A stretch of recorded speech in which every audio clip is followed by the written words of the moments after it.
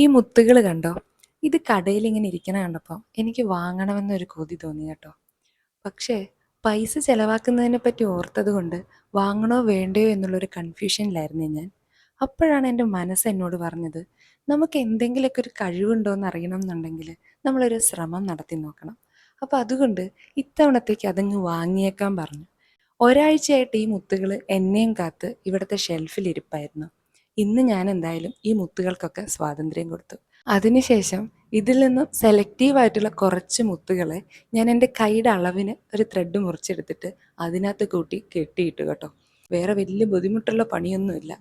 പക്ഷേ ഇതിന് അതിൻ്റേതായിട്ടുള്ള ഐഡിയ ഉള്ളവരൊക്കെ ഉണ്ടാക്കുമ്പോൾ കുറച്ചും കൂടെ ഭംഗി ഉണ്ടാവുമായിരിക്കും. പക്ഷെ എൻ്റെ മനസ്സ് എന്നോട് പറഞ്ഞത്, ഈ ഒരു കാര്യത്തിന് വേണ്ടി ഒരു ശ്രമം നടത്തിയത് കൊണ്ട് ഇങ്ങനൊരു സാധനം ഉണ്ടാക്കാൻ പറ്റിയില്ലേ, സ്വയം അഭിമാനിക്കാനായിട്ടാണ്.